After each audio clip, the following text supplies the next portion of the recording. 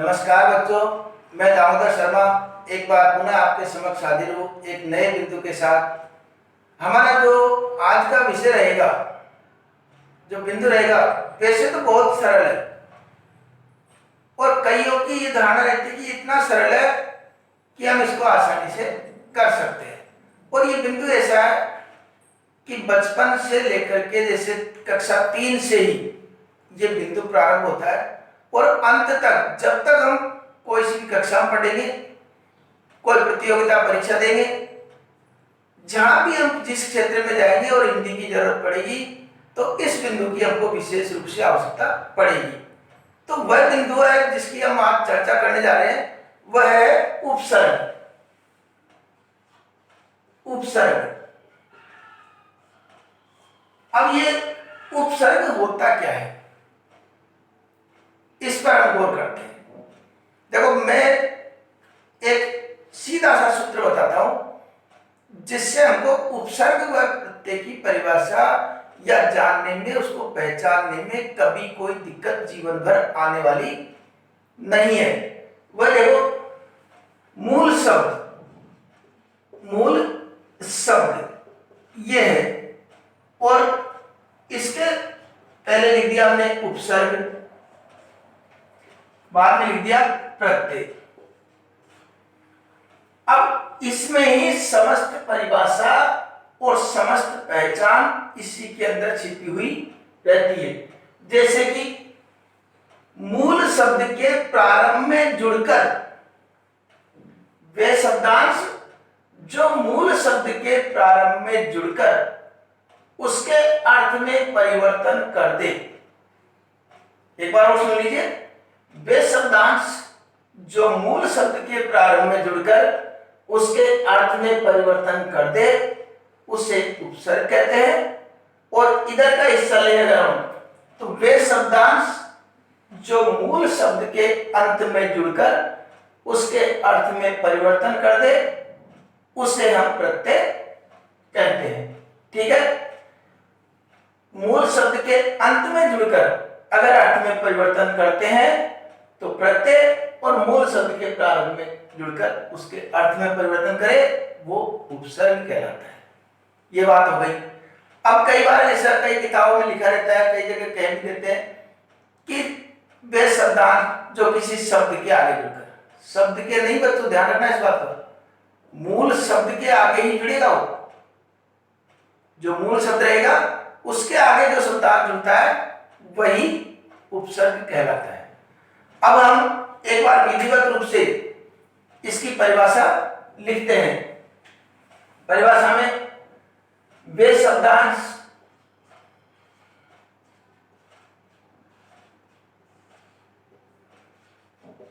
जो किसी मूल शब्द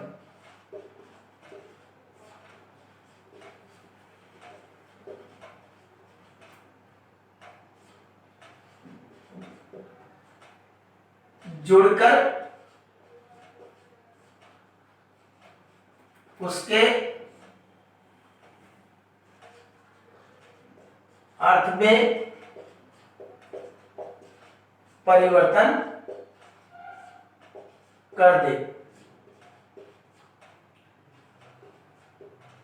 उसे उपसर्ग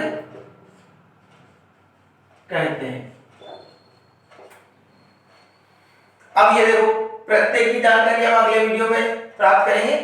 पहले अभी इस समय हमारा जो मुख्य बिंदु रहेगा वो उपसर्ग ही रहेगा, इसलिए उपसर्ग की जानकारी हमको लेनी है। ये तो हो गई परिभाषा। अब क्या करना है, जैसे हम कैसे होता है कुछ उदाहरण देते हैं। जैसे यहां लिख दिया कार, हमारे पास मूल शब्द है, इसके आगे प्र लगा दिया, प्रकार हो गया। इसी कार के आगे सा लगा दिया, साकार हो गया, अर्थ बदल गया। इसी कार के प्रारंभ में वी लगा दिया, विकार हो गया। इसी कार के प्रारंभ में वी लगा दिया, विकार हो गया। तो इस प्रकार यहां पर हमने देखा कि किसी भी मूल शब्द के अगर प्रारंभ में कोई शब्दांश जोड़ते हैं तो उसके अर्थ में कुछ परिवर्तन होता है, और जो शब्दांश जोड़ते हैं उससे ही हम उपसर्ग कहते हैं। एक चीज और ध्यान रखना, कभी भी कोई परिभाषा लिखने को कहे या लिखनी पड़े हमको, तो कई बार कुछ बालक लिख देते हैं किसी शब्दांश के, वे शब्दांश जो किसी मूल शब्द के आगे जुड़कर, ये आगे पीछे के चक्कर में मत पड़ना, आगे पीछे के चक्कर में नहीं पड़ना, हमको लिखना है प्रारंभ में जुड़कर। हमको क्या लिखना है? प्रारंभ में जुड़कर इसके अर्थ में परिवर्तन करते, उसे उपसर्ग कहते हैं। ठीक है, अब देखिए ये तो गई हमारे। अब इसको अन्य विभिन्न उदाहरणों से हम इसको समझने का प्रयास करते हैं, और एक अधिक उदाहरण से समझेंगे तो हमारे ये उपसर्ग ठीक प्रकार से समझ में आ जाएगा। अब मैं यहाँ पर कुछ अन्य उदाहरण लिखता हूं, अब हम इनको विभिन्न उदाहरणों से समझने का प्रयास करते हैं। देखो, हमने बताया था कि उपसर्ग मूल शब्द के प्रारंभ में ही जुड़ते हैं, मूल शब्द के प्रारंभ में जो जुड़कर अर्थ परिवर्तन कर दे उसे उपसर्ग कहते हैं।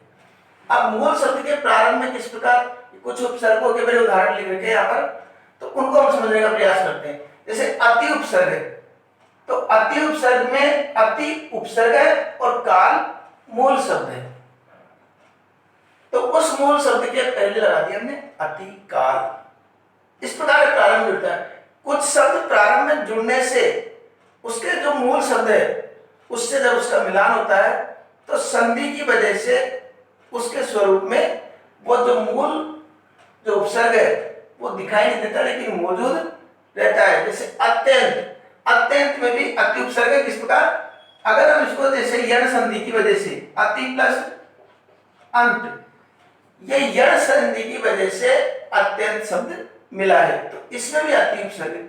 ये स्थिति ठीक अत्यावश्यक में भी है, उसमें भी अति प्लस आवश्यक।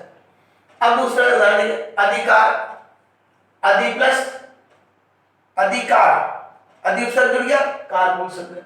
सूचना के अधि उपसर्ग लगाया, अधिसूचना हो गया। आदेश, वो यण संधि के माध्यम से बना है, आदेश के अधि लगाया, अध्यादेश।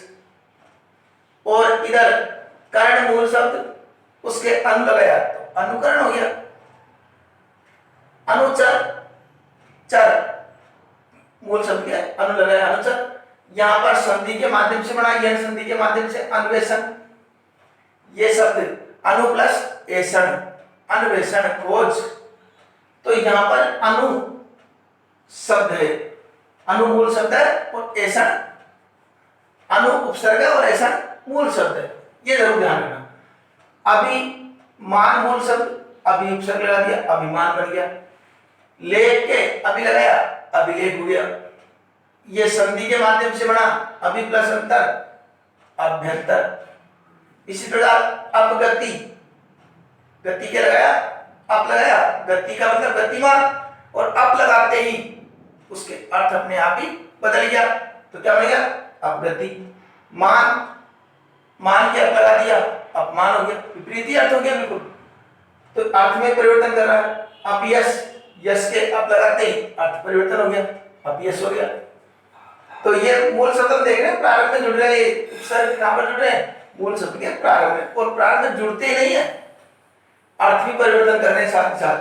काश के अब लगाया, अवकाश।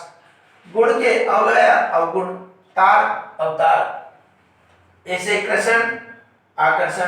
दान, आदान। देखो कितना अंतर आ गया, दान का अर्थ क्या होता है और आदान का अर्थ क्या होता है, काफी भिन्नता है। ये परिवर्तन, ये गुण है इसके अंदर, उपसर्ग के अंदर, अर्थ में वो परिवर्तन कर देता है। मरण और आवरण, आ लगाते ही। प्रय में भी इस प्रकार लगा सकते हैं, प्रहार, प्रकार, प्रगति, ये इस प्रकार के उदाहरण हो जाते हैं। पराजय में देखें तो जय के परा लगाया, पराजय हो गया। भूत के परा लगाया, पराभूत हो गया, पराकाष्ठा हो गया। इस प्रकार के उदाहरण हो जाते हैं। संकलन, संकलन इसमें ध्यान रखना, सम प्लस सम कलन, ये अनुस्वार बदल गया इसलिए संकलन लिख दिया हमने। ये स्थिति इसके साथ लागू है। सम प्लस संदेश संदेश, सम प्लस मान सम्मान, अनुपस्थिति। अब इसमें कई बार क्या है, हमको प्रत्यक्ष में तो अनु दिख रहा है और कई बार क्या करते हैं उस अनु को देख करके और बिना विचार करके ही हम उसमें अनुपस्थित लिख देते हैं, अनुपसर्ग बता देते हैं, जबकि ये अनुपसर्ग नहीं है। अगर इसका विग्रह करें, हम विग्रह करें तो क्या होगा, अन प्लस उपस्थित। इस अन को, अन में उजड़ा अनु हुआ, इस वजह से ये अनु हुआ। और जो हमने अनु पढ़ा यहां पर, ये सीधे अनु है, किसी की वजह से अनु नहीं हुआ, ये उपसर्गी अनु है। इसमें और इसमें ये अंतर है कि इसमें अगर विग्रह करेंगे हम तो अन ही उपसर्ग रहेगा, इसमें अगर करेंगे तो किसी संधि की वजह से नहीं बन रहा, किसी की वजह से नहीं बन रहा, शब्द जोड़ने की वजह से नहीं बन रहा, अपने आप ये शब्द बना है। इस अनु में और इस अनु में काफी अंतर है। अनुदार लिख देते हैं कई बार, अनुदार में भी अन प्लस उदार अनुपसर्ग है, तो इन दोनों में भी अंतर एक बार समझ लेना चाहिए। कई बार इनमें कंफ्यूज हो जाते हैं और हम गलत उत्तर लिख देते हैं। ठीक है, इधर के उपसर्ग देखते हैं। निगम, गम के नि लगाया निगम, धन के नि लगाया निधन, यम के नि लगाया नियम, भय निर, अधूरा इसके बाद वाले अक्षर पर चल जाता है तो निर्भय हो गया। निरंतर, ये संधि से बन गया, निर प्लस अंतर दोनों मिला दिए निरंतर हो गया। निराधार, निराधार निर प्लस आदर, निराधार भी हो जाता है कुछ भी। तो ऐसे और भी उदाहरण लिख सकते हैं, बहुत सारे उदाहरण, कुछ उदाहरण मैंने लिए यहाँ पर। अनहोनी, इस अन में देखो ये बिना अलंत वाला अन है, इस अन में और इस अन में अंतर है। ये अलंत वाला अन है, ये बिना अलंत वाला अन है। इसके उदाहरण जैसे अनहोनी, अन लगा हुआ है, अनमोल, अनसुना, तो ये इस प्रकार लगा हुआ है। अब इसको कैसे पहचाने, ये है या ये है? ये अलंत वाला अन का उदाहरण है या बिना अलंत वाले अन का उदाहरण है? कैसे पहचानेंगे हम? उस अन को अलग करके देखिए, इसके अन को अलग किया हमने, होनी, होनी मूल शब्द सार्थक बैठ रहा है, इसके अन को अलग किया तो ये क्या बना, थर, तो थई बचा केवल, ये मूल शब्द नहीं, एहसास हो जाएगा कि ये अन नहीं लग रहा, हलंत वाला अन, हलंत वाला अन करेंगे तो विग्रह अपने आप ही हो जाएगा अनर्थ। जब विग्रह करें तो मूल शब्द भी उसमें सार्थक होना चाहिए, ऐसा नहीं है उपसर्ग निकाल दिया बच्चे कुछ भी, उससे लेना देना नहीं है हमारा, उससे भी लेना देना है, वह भी सार्थक ही बचना चाहिए। तो इस प्रकार होता है। ऐसे ही दुराग्रह, वही दुर प्लस आग्रह है, दुरुपयोग, उपयोग के दुर लगा दिया दुरुपयोग हो गया, गंध के दुर लगा दिया दुर्गंध हो गया। सावधान, से प्लस अवधान संधि से बने, कुछ उपसर्ग संधि के माध्यम से भी जुड़ जाते हैं, ये जरूर ध्यान रखना। और उसमें हम ऐसे शब्दों में भ्रमित हो जाते हैं, उसमें विशेष गौर करने की आवश्यकता रहती है। सावधान, अवधान, अवधान के से लगा दिया सावधान, दीर्घ संधि के माध्यम से सावधान हो गया। सादर, ये भी दीर्घ संधि के माध्यम से हो रहा है। सौधारण, से प्लस उदाहरण, गुण संधि के माध्यम से ये हमारा इसका उदाहरण बन जाता है। विजय, जय के भी लगाया विजय, ज्ञान के भी लगाया विज्ञान, चरण विचरण, योग, अब उपसर्ग देखिए, उप में योग के उप लगाया उपयोग हो गया, वन उपवन, नाम उपनाम, क्रिया के प्रति लगाते क्या हो जाएगा, प्रतिक्रिया, बदल गया ना, हमने इस शब्दांश का प्रयोग किया और अर्थ में परिवर्तन हो गया तो प्रतिक्रिया हो गया। प्रतिकल, इसी प्रकार ये प्रत्येक, प्रत्येक संधि से बना हुआ शब्द है, प्रति प्लस एक। हम और संधि में जब पढ़ेंगे और विस्तार से हम संधि पढ़ेंगे पूरी, आगे वाले वीडियो में पढ़ने जा रहे हैं हम, तो उसमें हम पूरी तरह से संधि के बारे में जब जानकारी जाएगी तो उपसर्ग पहचानने में फिर हमको बिल्कुल ही दिक्कत नहीं आएगी। परित्याग, त्याग के परि लगाया परित्याग, परिवेश, वेश के परि लगाया, परिवेश, परिभ्रमण इस प्रकार ही बन गया। सुदर्शन, वही इस प्रकार दर्शन के सु लगाया सुदर्शन। सुचारु, चारु के सु लगाया सुचारु। गम के सुगम। ये इस प्रकार होते हैं। कुछ उर्दू उपसर्ग भी रहते हैं, कुछ उर्दू उपसर्ग भी रहते हैं, उनका भी हम प्रयोग कर देते हैं, जैसे बेकायदा, ला इलाज, इस तरह के शब्द भी हम उसके अंतर्गत कर देते हैं। तो ऐसे जो अब कुल मिला के सार तत्व एक ही बात सामने आती है कि वे शब्दांश जो मूल शब्द के प्रारंभ में जुड़कर अर्थ में परिवर्तन कर देवे, उन्हें हम उपसर्ग कहते हैं। ये जरूर ध्यान हमको रखना है।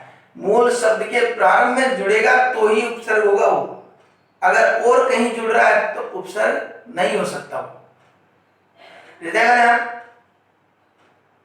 ये बिल्कुल साधारण सा बिंदु है और हमको ये ध्यान रखना है। कभी थोड़ी सी चूक भी, ये उपसर्ग बिंदु साधारण है लेकिन एक विशेषता और रहती है इसकी, अगर थोड़ी सी भी चूक हमने कर दी तो ये वाला प्रश्न हमारे गलत भी हो सकता है। और मैंने कई बार देखा है कई बालकों को, जब वो किसी प्रतियोगिता परीक्षा में बैठ के आते हैं, दे के आते हैं, उनको एकदम अफसोस होता है, अरे अनु होना चाहिए था, मैंने अन लिख दिया इसमें, ये चूक मेरे से हो गई। तो इस प्रकार की चूक हमको नहीं करनी है। और एक बात और कहूंगा, अगर आप इस चैनल से नए जुड़े हैं अभी तक, तो इस चैनल को सब्सक्राइब अवश्य कर लीजिए ताकि आने वाले वीडियो भी आपको प्राप्त होते रहे। क्योंकि आने वाले वीडियो भी में कई प्रकार के जो बिंदु हमारे हिंदी के, उन सभी बिंदुओं को मैं लेने वाला हूं इस चैनल के माध्यम से। तो इसलिए आप उससे जुड़े रहे। अगले वीडियो में आपसे पुनः मुलाकात होगी, तब तक के लिए धन्यवाद।